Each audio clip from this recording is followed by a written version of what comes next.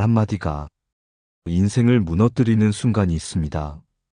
평생 지켜온 신뢰가 단 한 번의 자랑으로 무너지고 오랫동안 쌓아온 관계가 몇 마디 말로 갈라지기도 합니다. 그만큼 말은 강력합니다.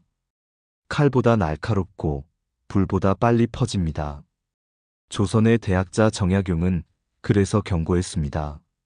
목에 칼이 들어와도 혀가 잘려나가도 세 가지 자랑만은 참아라. 그만큼 위험하다는 뜻입니다. 오늘 우리가 나눌 이야기는 바로 이 자랑입니다. 그 중에서도 절대 해서는 안 되는 자랑, 혀를 깨물고라도 삼켜야 하는 말에 대한 것입니다. 여러분은 혹시 가까운 자리에서 누군가 자랑을 늘어놓는 모습을 본 적이 있습니까? 처음엔 대단하다며 맞장구 치지만 시간이 지날수록 마음은 불편해집니다. 나도 열심히 살고 있는데 왜 이런 비교를 당해야 하지? 저 사람은 늘 자랑만 하는군. 그 순간부터 마음의 거리가 멀어지고 그 사람의 말은 더 이상 귀에 들어오지 않습니다. 예를 들어보겠습니다. 한 남성이 있었습니다. 그는 술자리마다 자신의 연봉과 직급을 자랑했습니다. 내가 이번에 승진했지. 연봉도 꽤 올랐어. 처음엔 친구들이 축하했습니다. 하지만 시간이 지나자 모임에서 그는 점점 따돌림을 당했습니다. 친구들은 더 이상 그의 성공을 축하하지 않았습니다. 오히려 그를 피했고 결국 그는 외로이 술잔을 기울이는 사람이 되고 말았습니다. 여러분, 자랑은 순간의 쾌감은 줍니다.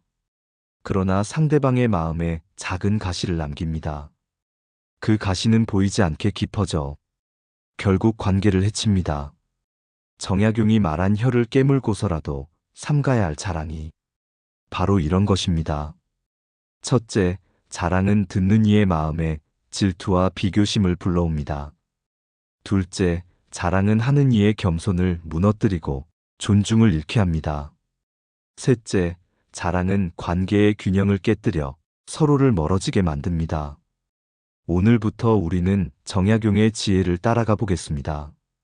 혀가 잘려나가는 한이 있어도 참아야 할 자랑은 무엇인지, 왜 그것이 인간관계와 인생을 망치는지, 그리고 그 자랑을 멈추는 것이 어떻게 우리 삶을 지켜주는지 하나씩 살펴보겠습니다. 이제 다음 이야기에서는 일상 속에서 자랑 때문에 관계가 무너진 구체적 사례를 보며 그 안에서 우리가 얻을 수 있는 첫 번째 교훈을 나누겠습니다. 여러분, 사람 사이에서 가장 흔히 벌어지는 갈등은 의도하지 않은 말에서 시작됩니다. 특히 자랑은 더 그렇습니다. 내 입장에서는 그냥 사실을 말했을 뿐인데 듣는 이에게는 마음을 찌르는 비수가 되기도 합니다. 한 여성의 이야기를 들어보겠습니다. 그녀는 모임에서 늘 자녀의 성적을 강조했습니다. 우리 아이는 이번에 전국 모의고사에서 상위 1%에 들었어. 처음에는 친구들이 박수치며 칭찬했습니다. 그러나 시간이 흐르자 분위기가 달라졌습니다. 다른 엄마들은 속으로 비교하게 되었고, 저 사람은 늘 아이 성적만 자랑하네라는 불편한 시선이 생겼습니다. 결국 그녀는 모임에서 점점 고립되었고, 아이와 자신 모두 외롭고 힘든 상황에 놓이게 되었습니다. 여러분, 여기서 배울 수 있는 첫 번째 교훈이 있습니다. 아이의 성취, 가족의 성적, 이런 것들은 자랑의 소재가 될수록 관계에서 독이 됩니다.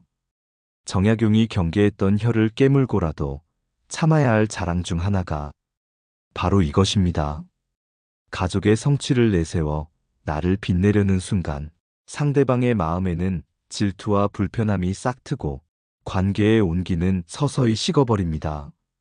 또 다른 사례를 보겠습니다. 한 직장인이 있었습니다. 그는 언제나 자신의 재산을 은근히 과시했습니다. 이번에 아파트 값이 또 올랐어. 내가 안목이 좋지 않나? 그의 말은 사실일 수도 있습니다. 하지만 동료들은 그 말이 들릴 때마다 위축되었습니다. 나는 언제쯤 집을 살 수 있을까? 저 사람은 나와 다른 세상에 사는구나. 이 감정은 곧 거리감이 되어 그 직장인은 점점 점심 동료를 잃어갔습니다. 여러분, 자랑은 이렇게 사람의 마음을 멀어지게 만듭니다. 한 번쯤은 축하할 수 있지만 반복되면 듣는 이는 상처받고 주는 이는 외로워집니다. 정약용은 바로 이런 점을 간파했습니다. 그래서 그는 말했습니다. 목에 칼이 들어와도 이 자랑은 삼가라. 첫째, 가족과 자식의 성취를 드러내는 자랑. 둘째, 돈과 재산을 드러내는 자랑. 셋째, 권력이나 지위를 뽐내는 자랑. 이 세 가지는 언제나 듣는 이의 마음에 상처를 남깁니다. 그리고 결국 나를 홀로 남기게 만듭니다. 이제 다음 이야기에서는 더 깊은 사례를 통해 왜 자랑이 관계를 무너뜨리는 핵심 요인이 되는지 그 위험성을 더욱 분명히 살펴보겠습니다. 여러분, 자랑이 관계를 무너뜨린 또 다른 장면을 떠올려 보겠습니다. 겉으로는 아무렇지 않아 보이지만 그 안에는 깊은 상처와 서운함이 쌓여갑니다. 어느 부부의 사례입니다. 남편은 친척 모임만 가면 아내의 집안 이야기를 꺼냈습니다. 우리 집은 장인어른 덕분에 든든하지. 처가에서 받은 도움으로 이렇게 편히 산다네. 남편은 그저 사실을 말한 것뿐이었습니다. 그러나 아내는 그 말이 들릴 때마다 마음이 무너졌습니다. 나는 노력하지 않은 사람으로 보이는구나. 내 자존심은 왜 저렇게 깎이는 걸까? 결국 부부는 작은 말씨름에서 시작된 불화가 커져 오랫동안 마음의 거리를 좁히지 못했습니다. 여러분, 자랑은 때때로 사랑하는 사람을 가장 아프게 만듭니다. 내가 빛나기 위해 한 말이 가장 가까운 이를 초라하게 만들기 때문입니다. 정약용이 자랑을 혀로 삼가라 한 이유는 결국 인간관계의 본질이 존중이라는 것을 알았기 때문입니다. 존중이 무너지는 순간 사랑도, 우정도, 형제에도 흔적 없이 사라집니다. 또 다른 예를 들어보겠습니다. 한 지역에서 오랫동안 신뢰받던 사람이 있었습니다. 그는 이웃들에게 늘 자신의 인맥을 과시했습니다. 나는 시장과도 한번 통화하면 바로 연결된다네. 내 뒤에는 힘 있는 사람들이 많아. 처음엔 사람들이 그를 우러러 보았습니다. 그러나 시간이 흐르자 사람들은 그를 멀리하기 시작했습니다. 저 사람은 우리를 도와주는 게 아니라 자신의 권력을 뽐내는구나. 그 결과 그는 위기 상황이 닥쳤을 때 아무도 곁에 남아주지 않았습니다. 스스로 힘이 있다고 떠벌렸지만 정작 필요할 때 손을 내밀어 줄 사람은 단 한 명도 없었습니다. 여러분, 여기서 우리는 중요한 교훈을 얻습니다. 첫째, 자랑은 나를 높이는 것이 아니라 결국 나를 고립시키는 길이라는 점입니다. 둘째, 가까운 사람일수록 자랑해 더 깊이 상처받는다는 점입니다. 셋째, 자랑이 반복되면 고마움 대신 원망이 쌓인다는 점입니다. 정약용은 왜 목에 칼이 들어와도 이 세 가지 자랑은 참아라라고 했을까요? 그것은 단순한 겸손의 덕목이 아니라 인간관계 속에서 나를 지켜내고 타인의 마음을 살리는 지혜이기 때문입니다. 이제 다음 이야기에서는 자랑이 왜 인간 본성 속에서 반복되는지 그 갈등의 뿌리와 본질을 깊이 들여다보겠습니다. 여러분, 우리는 왜 알면서도 자랑을 멈추지 못할까요? 그 뿌리를 파고들면 인간 본성의 민낯이 드러납니다. 사람은 누구나 인정받고 싶은 욕망을 가지고 있습니다. 내가 살아온 시간, 이루어낸 성과, 그것이 헛되지 않았음을 타인에게 확인받고 싶어 합니다. 그래서 무심코 흘린 말이 자랑이 되고 자랑이 반복되면 습관이 됩니다. 이 욕망은 본능에 가깝습니다. 심리학에서는 이를 과시 본능이라 부릅니다. 사람은 자신이 가진 힘이나 성취를 보여줌으로써 자신의 가치를 증명하려 합니다. 하지만 문제는 그 과시가 듣는 사람이 마음을 헤아리지 못한다는 데 있습니다. 말하는 이는 뿌듯하지만 듣는 이는 상대적으로 작아지고 위축됩니다. 이때 생겨난 불편함이 바로 갈등의 씨앗입니다. 또 하나 중요한 점은 가까운 관계일수록 자랑의 상처가 더 깊게 파고든다는 것입니다. 낯선 사람의 자랑은 대수롭지 않게 흘려보낼 수 있습니다. 그러나 형제, 친구, 배우자처럼 가까운 사람이 반복해서 자랑하면 그 말은 곧 비교와 압박이 됩니다. 나는 왜 저만큼 못했을까? 나는 늘 부족한 존재인가? 이런 생각이 쌓이면 결국 존중이 무너지고 관계는 서서히 균열을 보입니다. 정약용이 자랑을 혀를 깨물고라도 참으라고 한 이유는 바로 여기에 있습니다. 그는 인간 본성이 본능적으로 자랑을 향한다는 것을 알았습니다. 그러나 그 본능을 그대로 두면 관계는 반드시 무너집니다. 자랑은 타인의 마음을 닫게 만들고 결국 나 자신을 고립시키는 길이 되기 때문입니다. 여러분, 갈등의 본질은 복잡하지 않습니다. 한쪽은 인정받고 싶어 하고 다른 쪽은 비교 속에서 위축됩니다. 결국 그 틈새는 시간이 갈수록 벌어져 더 이상 메울 수 없는 골이 되고 맙니다. 그래서 지혜로운 사람은 욕망을 절제합니다. 자신의 성취를 굳이 입 밖에 내지 않고 타인의 마음을 먼저 헤아립니다. 겸손은 단순한 미덕이 아니라 관계를 지키는 가장 강력한 방패이기 때문입니다. 이제 다음 이야기에서는 정약용을 비롯해 철학자들과 성현들이 왜 자랑을 그렇게 경계했는지 역사와 사상 속의 구체적인 지혜를 함께 살펴보겠습니다. 여러분, 역사의 수많은 사상가와 철학자들은 왜 자랑을 그토록 경계했을까요? 그 이유는 단순합니다. 자랑은 인간관계를 서서히 무너뜨리고 삶의 품격을 깎아내리기 때문입니다. 정약용은 목민심서에서 이렇게 말했습니다. 혀가 잘려나가더라도 세 가지 자랑만은 삼가라. 그가 말한 세 가지는 재산, 자식, 권세입니다. 이 세 가지는 잠깐의 우월감을 줄 수 있지만 상대방의 마음에는 질투와 열등감을 심습니다. 정약용은 그것이 결국 원망으로 돌아온다는 사실을 꿰뚫고 있었습니다. 공자 또한 비슷한 가르침을 남겼습니다. 그는 제자들에게 덕은 드러내라, 재물은 감추어라라고 말했습니다. 덕은 사람을 모이게 하지만 재물 자랑은 사람을 떠나게 만든다는 뜻입니다. 공자는 덕을 드러내는 데는 인색하지 말고 재물과 권세를 드러내는 데는 극도로 조심하라고 경고했습니다. 서양 철학자 쇼펜하우어는 호의는 반복되면 권리로 변하고 자랑은 반복되면 조롱으로 변한다는 말을 남겼습니다. 즉, 자랑이 거듭되면 사람들은 그것을 더 이상 존중하지 않고 오히려 속으로 비웃기 시작한다는 것입니다. 이것은 인간 본성이 가진 냉혹한 측면이기도 합니다. 불교의 가르침에서도 같은 맥락을 찾을 수 있습니다. 부처님은 무상을 알면 자랑할 것이 없다고 하셨습니다. 재물도 권세도 자식의 성취도 결국은 덧없다는 사실을 깨닫는다면 굳이 그것을 자랑할 이유가 사라집니다. 불교에서 강조하는 겸손은 단순한 태도가 아니라 무상을 아는 지혜이자 관계를 지키는 길입니다. 여러분, 이처럼 동서양을 막론하고 위대한 사상가들은 자랑의 위험성을 지적했습니다. 그들의 공통된 메시지는 분명합니다. 재산을 자랑하지 마라. 자식을 내세우지 마라. 권세를 떠벌리지 마라. 이 세 가지는 언제나 사람의 마음을 흔들고 관계를 병들게 하며 결국 자신에게 고립과 불행으로 돌아옵니다.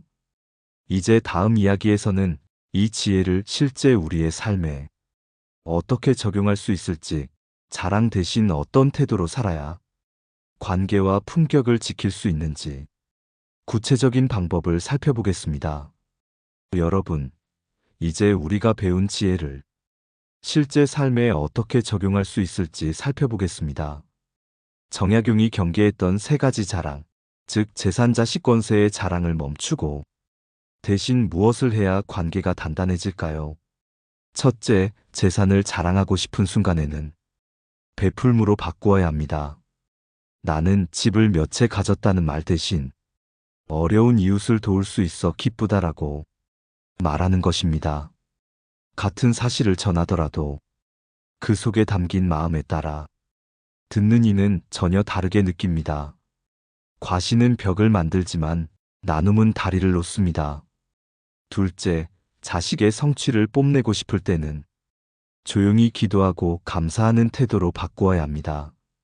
우리 아이는 이렇게 잘났다가 아니라 건강하게 자라주어 고맙다라고 표현하는 것입니다. 이 태도는 상대방에게 비교의 상처를 주지 않으면서도 자식에 대한 사랑을 온전히 지킬 수 있는 방법입니다. 셋째, 권세나 인맥을 과시하고 싶은 순간에는 겸손으로 돌려야 합니다. 나는 누구와도 통한다는 말보다 나도 여전히 배우고 있는 사람일 뿐이라는 표현이 훨씬 더 사람들의 신뢰를 얻습니다. 권력은 보여줄수록 줄어들고 겸손은 감출수록 커집니다.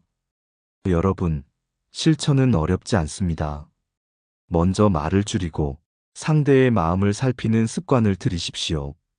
자랑이 입술에 오를 때 잠시 혀를 깨물고 삼키는 것입니다.